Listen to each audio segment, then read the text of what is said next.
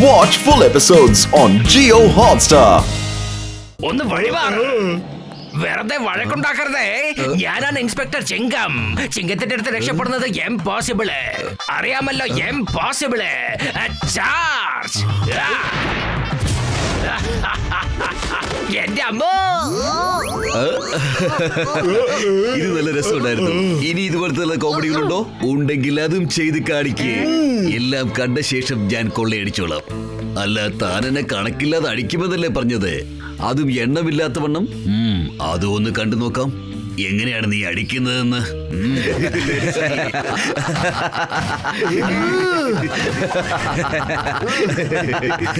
Let's see. മതി, ഇപ്പൊ തന്നെ ഒരുപാടായി. Let's fight.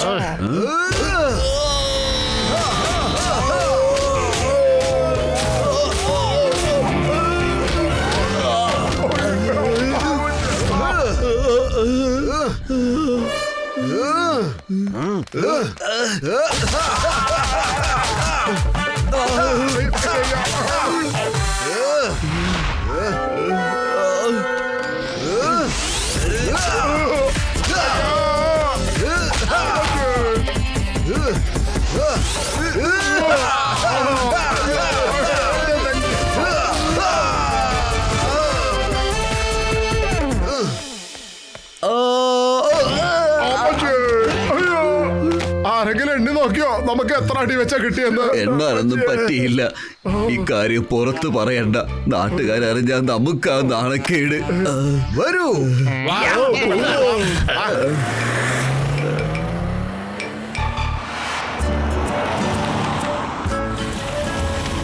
ഈ മലയിലാണ് കൊച്ചി ഗ്രാമം ഉള്ളത്.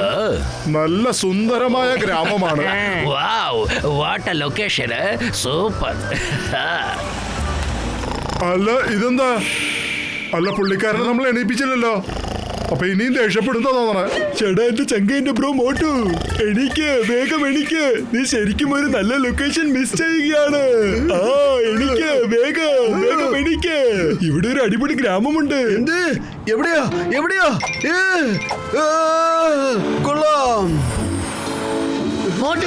ഞാൻ ശരിക്കും കണ്ടിട്ടില്ല. എടാ, നിന്നെ ഞാൻ. വേണ്ട, എന്നെ മേലാൽ എന്റെ അടുത്ത് ദേഷ്യം കാണിച്ച എന്റെ കുറ്റം അല്ലായിരുന്നത്. നിങ്ങൾ ഉറങ്ങായിരുന്നു, ഞാനത് ചെയ്യാനാ. എനിക്ക് ആ വില്ലേജ് കണ്ടേ പറ്റൂ.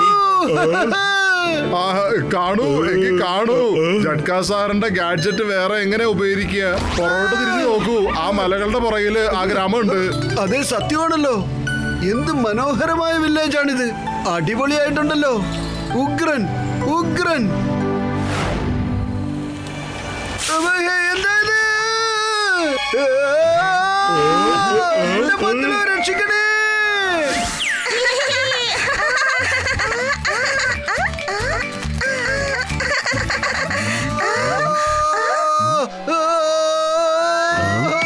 എന്ത് സാധനമായി വന്ന് വീണത്? മനുഷ്യനായിരുന്നു. ടെഡി, ടെഡി, നിങ്ങൾ രണ്ടുപേരും അവിടെ പോയിരുന്നുള്ളൂ. ഈ ഇരയെ ഞാൻ എങ്ങനെയാണ് വേട്ടയാടാൻ പോകുന്നതെന്ന് കണ്ടോളൂ. നിക്കണവിടെ. ഈ അച്ഛൻ കരടി എന്റെ പുറകേന്ന് പോകുന്ന ലക്ഷണമില്ലല്ലോ.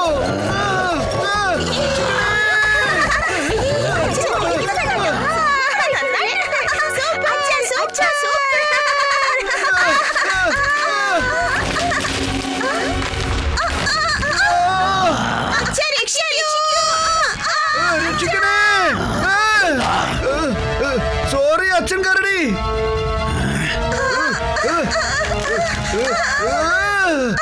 പേടിക്കണ്ട കുഞ്ഞുങ്ങളെ, നിങ്ങൾക്കൊന്നും തന്നെ സംഭവിക്കില്ല.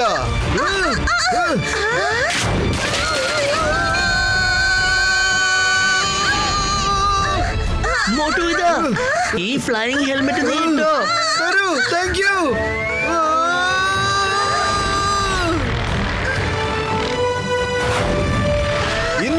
ഇനിയെങ്കിലും നിന്റെ കുഞ്ഞുങ്ങളെ സൂക്ഷിക്കേ.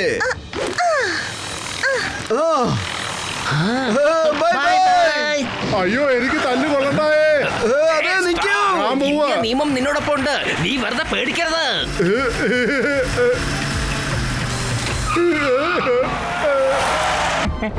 ചേട്ടാ എന്റെ ചങ്ക എന്റെ ബ്രോ ഇതിന്റെ ബാറ്ററി പോയെന്നാ തോന്നുന്നത്. ഇറക്കുന്നത് കൊണ്ടാ. എനിക്കറിയില്ല ഇനി മോട്ടു സാർ ഇനി എങ്ങനെയായിരിക്കും എന്നോട് പെരുമാറണേന്ന്. ഞാനൊന്നും ചെയ്തില്ല. ഞാൻ തിരിച്ചോടി പോവാ. നീ ഇവിടുന്ന് പോകരുത്. നീ ഇവിടുന്ന് പോയാൽ പുതിയ സ്ഥലങ്ങളൊക്കെ കാണാൻ ഞങ്ങളെ ആരാണ് കൊണ്ടുപോകുക? അപ്പൊ ആരാ തല്ലു വാങ്ങണേ? നീ എന്റെ പ്രൊട്ടക്ഷനിലാണല്ലോ. മാത്രമല്ല ഞങ്ങൾക്ക് നിന്റെ വളരെ അത്യാവശ്യമുണ്ട്. സിംഗത്തിന്റെ അടുത്ത് രക്ഷപ്പെടുന്നത് എംപോസിബിള്. അറിയാമല്ലോ, എംപോസിബിള്. മോട്ടു, നീ ഇവനെ ഒന്നും ചെയ്യരുത്, ഓക്കെ? ഇവന്റെ വാക്ക് കേട്ടിട്ട് മാത്രമാണ് ഞാൻ ഇത്രയും ദൂരം വന്നത്. അഥവാ ഞാൻ ആ കരടിയുടെ കയ്യിലെങ്ങാനും പെട്ടിരുന്നെങ്കിൽ അത് ഇവന്റെ കുറ്റമല്ല. നീ നല്ലപോലെ ശ്രദ്ധിക്കേണ്ടതായിരുന്നു. നീ എന്തുകൊണ്ടാ മരത്തിനെ ശരിക്കും നോക്കിയില്ല? ഞാൻ വില്ലേജിന് നോക്കണോ അതോ മരങ്ങൾ നോക്കണോ? ഞാൻ വില്ലേജ് നോക്കിക്കൊണ്ടിരിക്കുകയായിരുന്നില്ലേ? ഇതൊന്നും എനിക്ക് കേക്കണ്ട. ഇവനിപ്പോ എന്റെ പ്രൊട്ടക്ഷനിലാണ് ഉള്ളത്, അറിയാമല്ലോ. ആണോ? ഇനി ആരൊക്കെയാ നിന്റെ പ്രൊട്ടക്ഷനിലുള്ളവര്? ഞാൻ കൊടുക്കും. ആണോ? എവിടെയാണ് മോട്ടു? വിട്ടേക്കെന്ന് ഞാൻ പറഞ്ഞില്ലേ? അതിപ്പോൾ നിങ്ങൾ ആദ്യം പുറത്തേക്ക് എടുക്കൂ.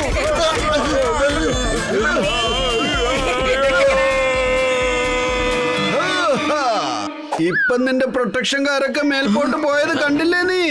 ഇനി എന്താ ചെയ്യാൻ പോകുന്നേ? എന്ത് വേണമെങ്കിലും ചെയ്തോ, ഞാനിവിടെ ഓടാൻ പോവാ. അതേ നിക്ക് മോട്ടു, ദേഷ്യം കാണിച്ചിട്ട് ഒരു കാര്യമില്ല.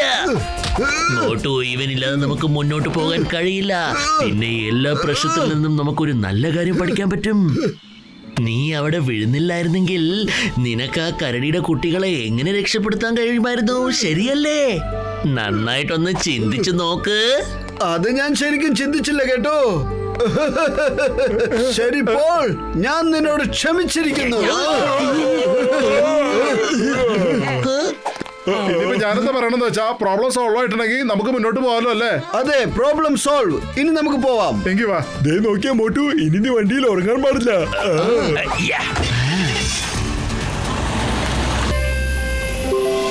അതാണ് സമിറ്റ് ഗ്രാമം. രക്ഷപ്പെട്ടു. നമ്മൾ നേരത്തെ വന്നത്. സ്നോ സ്റ്റോം വളരെ ദൂരത്താണ് ഇപ്പോ. എന്താ ഇത് സംഭവിക്കുന്നത്? നമ്മൾ എന്തുകൊണ്ടാണ് ഇങ്ങനെ താഴേക്ക് പോയിക്കൊണ്ടിരിക്കുന്നത്? ചേട്ടാ എന്റെ ചങ്ക എന്റെ ബ്രോ ഇതിന്റെ ബാറ്ററി പോയെന്നാ തോന്നുന്നത്. ഇപ്പൊ നിങ്ങളൊക്കെ ചേർന്ന് തീരുമാനിക്ക്. നമ്മൾ കുത്തനെ വീഴാൻ പോകുന്നു അല്ലെ കമിഴ്ന്ന് വീഴാൻ പോകുന്നു. താഴേക്ക്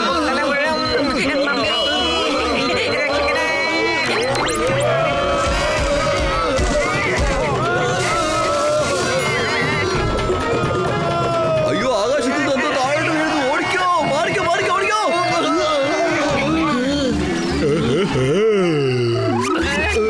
വലിയേട്ടന്റെ ശബ്ദമൊന്നും കേൾക്കുന്നില്ലല്ലോ.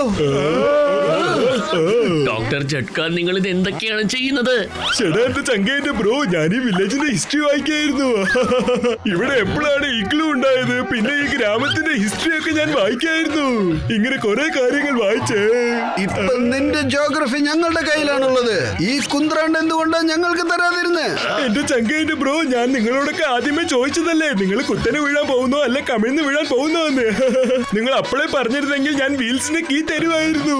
അതെ, നിങ്ങൾ ആരും ഞാൻ ചോദിച്ചപ്പോ പറഞ്ഞില്ലല്ലോ, അതുകൊണ്ടാ. വിട്ടോടാ.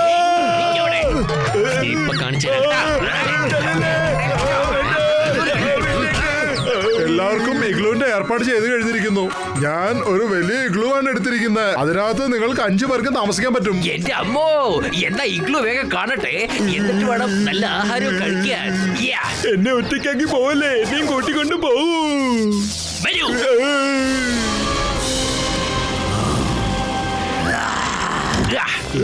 എന്റെ അമ്മോ, ഇത് ഇഗ്ലു ആണോ അതോ വല്ല 5 സ്റ്റാർ ഹോട്ടലാണോ? കൊള്ളാം. ചിങ്കം സാർ ഇത് ഉണ്ടാക്കിയത് ടൂറിസ്റ്റുകാർക്ക് വേണ്ടിയാണ്. അവരുടെ എല്ലാ ആവശ്യങ്ങളും പൂർത്തീകരിക്കുന്ന രീതിയിലാണ് ഇത് അവരെ ഉണ്ടാക്കിയിരിക്കുന്നത്. വരൂ, നമുക്കിനി സമാധാനത്തോടെ കിടന്നുറങ്ങാം. ഇനി ആ കരടി വരുന്നുള്ള പേടിയൊന്നും നമുക്ക് വേണ്ടല്ലോ.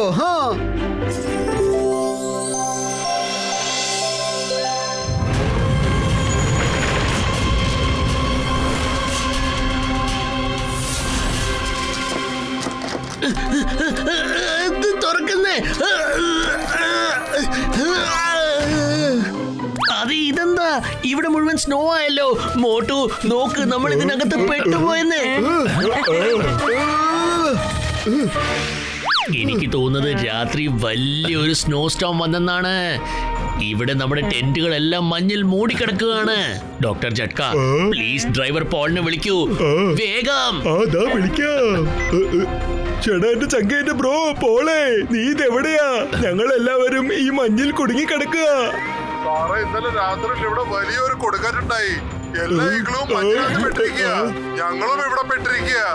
ആർക്കും വെളിയിൽ ഇറങ്ങാൻ പറ്റണില്ല. ചേട്ടാ, എന്റെ ചങ്ക, എന്റെ ബ്രോ, നീ ഇങ്ങനെ പറഞ്ഞാൽ ഞങ്ങളെ ആരാ സഹായിക്കുക? ഇപ്പൊ മുകളിലുള്ള ആൾക്കാർ നിങ്ങളെ സഹായിക്കാൻ പറ്റൂ. നേരത്തിനകം നിങ്ങളുടെ ബാറ്ററി ഓപ്പറേറ്റഡ് ലൈറ്റ് ഓഫ് ആവും. പിന്നെ അത് കഴിഞ്ഞാൽ ഇഗ്ലൂന്റെ എഫക്ട് തീർന്നു പോകും. എന്റെ അമ്മോ, ഇവൻ നമ്മളെ സഹായിക്കാണോ അതോ പേടിപ്പിക്കുകയാണോ? പൊളിച്ചെടുത്തല്ല. ഈ നമുക്ക് എല്ലാവർക്കും എങ്ങനെ ഇതിന്റെ പുറത്തേക്ക് കിടക്കാൻ പറ്റിയ? പത്തലു, വെറും വയറ്റിൽ എന്റെ ബുദ്ധി പ്രവർത്തിക്കില്ലെന്ന് അറിഞ്ഞൂടെ നിനക്ക്?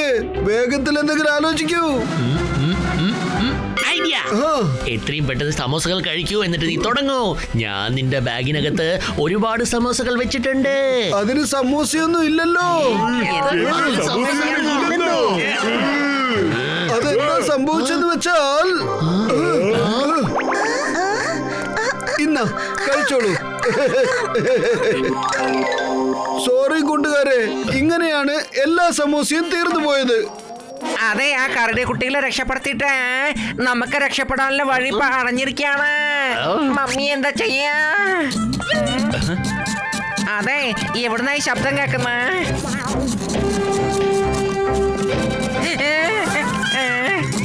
പൊളിച്ചെടുത്തല്ലോ. ഞാൻ ഇവിടുന്ന് രക്ഷപ്പെടാൻ പോകുന്നു. ബൈ, ടാറ്റാ. ഞാൻ പോവാണ്. കരടി വീണ്ടും വന്നിരിക്കുന്നു. എന്നൊന്നും ചെയ്യല്ലേ? എന്താ കരടി വീണ്ടും വന്നിരിക്കുന്നേ? നമ്മളെ വിടുന്ന തോന്നുന്നില്ല ഏട്ടാ. ഒരെണ്ണത്തിനെ വെറുതെ വിടില്ല.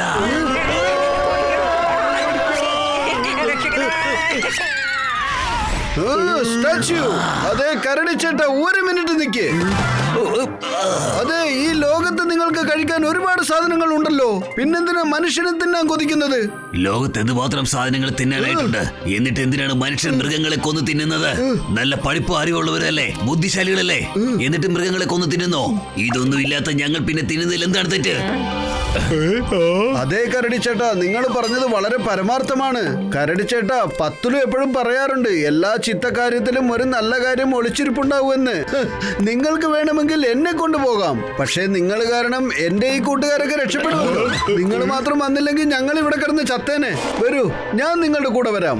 എന്നെയും കൂടെ കൊണ്ടുപോകൂ. ഒരാളെ കഴിച്ചത് കൊണ്ട് മാത്രം വയറൊന്നും അറിയില്ലല്ലോ. എന്നിട്ട് എന്റെയും 3 സുഹൃത്തുക്കളെയും നിങ്ങൾ വെറുതെ വിടുന്നേ?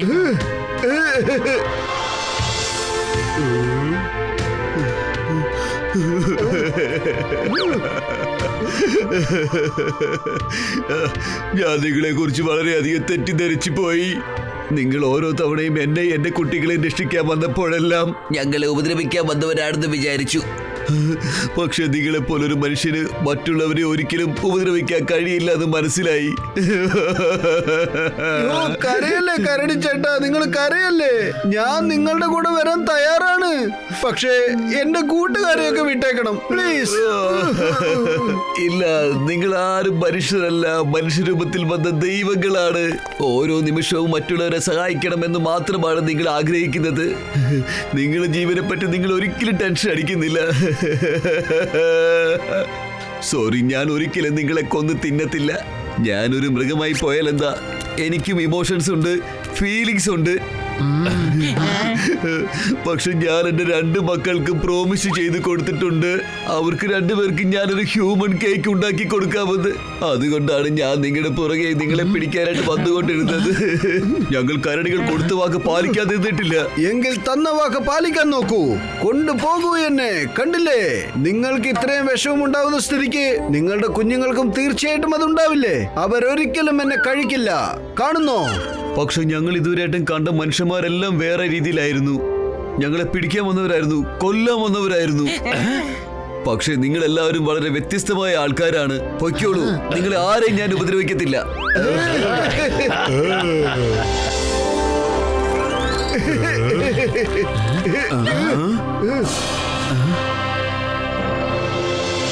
കരടിച്ചേട്ടാ വേഗം ചെന്ന് ഒളിച്ചോളൂ. ഞങ്ങൾ ആദ്യം ഇവിടെയുള്ളവരെ രക്ഷിക്കട്ടെ, എന്നിട്ട് നിങ്ങളുടെ കൂടെ വരാം കേട്ടോ. ഓക്കെ. അങ്ങനെ തന്നെ.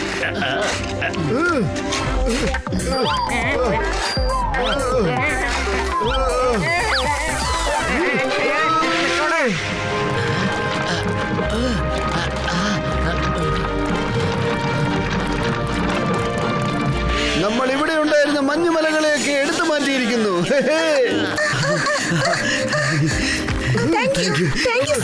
ഈ സമയത്താണ് നിങ്ങളുടെ വരികയും ഞങ്ങളെ രക്ഷിക്കുകയും ചെയ്തത്. Thank you. ഇവരെത്ര നല്ല മനുഷ്യരാണ്. എന്നാ പിന്നെ നിങ്ങളൊക്കെ ബാക്കിയുള്ളവരെ വേഗം സഹായിക്കാൻ നോക്കൂ. ഞങ്ങൾക്ക് ചെന്നിട്ട് ഒരു പ്രധാനപ്പെട്ട ജോലി ചെയ്ത് തീർക്കാനുണ്ട്. Bye bye.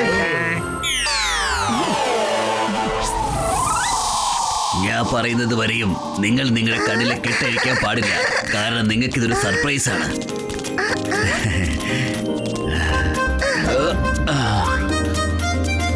ഓക്കെ, ഇനി നിങ്ങൾ നിങ്ങളുടെ കണ്ണിലെ കെട്ടഴിച്ചോളൂ, എന്നിട്ട് പാടിക്കോളൂ happy birthday. Happy birthday to you.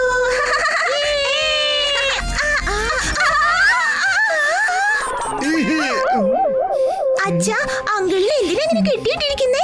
അഴിച്ചുവിട്, അങ്കിളിനെ അഴിച്ചുവിട്. പാവ അങ്കിൾ വളരെ ബുദ്ധിമുട്ടുന്നുണ്ടാവും. അച്ഛാ, എന്തിനാ അച്ഛ ഇങ്ങനെ ചെയ്തത്? പക്ഷെ നിങ്ങൾക്ക് രണ്ടുപേർക്കും വേണ്ടത് ഒരു ഹ്യൂമൻ കേക്കിനെ അല്ലേ? ഞാൻ നിങ്ങൾക്ക് തന്ന വാക്ക് ഞാനിപ്പോ പാലിച്ചിരിക്കുന്നു. കാരണം കരടികൾ കൊടുത്ത വാക്ക് ഒരിക്കലും പാലിക്കാതിരുന്നിട്ടില്ല. പക്ഷേ അങ്കിൾ നമ്മളെ ഇടയ്ക്കിടയ്ക്ക് രക്ഷിക്കുന്നതല്ലേ, പിന്നെ എങ്ങനെയാ അദ്ദേഹത്തെ തിന്നാ? ഞങ്ങൾ വലുതായി കഴിഞ്ഞു, ഞങ്ങൾക്ക് എല്ലാം മനസ്സിലാക്കുന്നുണ്ട്. അച്ഛൻ ഒരു കാര്യം മനസ്സിലാക്കണം, എല്ലാ മനുഷ്യന്മാരും ചീത്ത മനുഷ്യന്മാരല്ല, മനുഷ്യന്മാരിലും നല്ലവരുണ്ട്. അങ്കിളിനെ പോലെയും അങ്കിളിന്റെ ഫ്രണ്ട്സിന്റെ പോലെയും. നിങ്ങൾ എന്റെ പൊന്നാര മക്കളാണ്. ഇത്ര വലിയ കാര്യങ്ങളൊക്കെ ചിന്തിക്കാൻ നിങ്ങൾക്ക് കഴിഞ്ഞല്ലോ. സോറി അങ്കിൾ, ഞങ്ങളുടെ അച്ഛൻ കാരണം നിങ്ങൾ വളരെയധികം ബുദ്ധിമുട്ടേണ്ടി വന്നു. നിങ്ങൾ ഞങ്ങളെ ഇടയ്ക്കിടയ്ക്ക് രക്ഷിച്ച വിവരം ഞങ്ങളുടെ അച്ഛനെ അറിയില്ലായിരുന്നു. അറിയാം കുഞ്ഞുങ്ങളെ, അതൊക്കെ നല്ലോണം അറിയാം. പക്ഷേ അദ്ദേഹത്തിന്റെ മനസ്സിലുള്ള ഇമോഷൻസ് ഒക്കെ തന്നെയാണ് നിങ്ങളുടെ മനസ്സിലുള്ളതെന്ന കാര്യം അയാൾ മറന്നുപോയി. ഇപ്പൊ നിങ്ങളുടെ ഈ അച്ഛൻ ഞങ്ങളുടെ കൂട്ടുകാരനായി. നമ്മൾ എല്ലാരും ഇപ്പോൾ കൂട്ടുകാരാണ്. താങ്ക് യു അച്ഛാ. ഹായ് എവ്രിവൺ, വരൂ നമുക്ക് പിറന്നാൾ ആഘോഷിക്കാം. എന്റെ സുഹൃത്തെ ബാലു, ഈ കേക്ക് കട്ട് ചെയ്യൂ. ഇത് മനുഷ്യരുണ്ടാക്കിയ കേക്കാണ്. ഇനി മുതൽ ഈ കേക്ക് മാത്രമേ കഴിക്കാവൂ.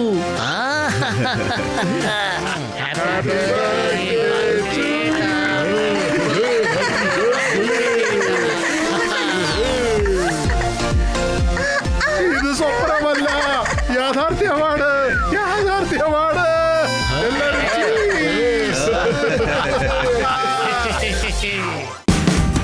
Watch India's largest kids library only on Jio Hotstar.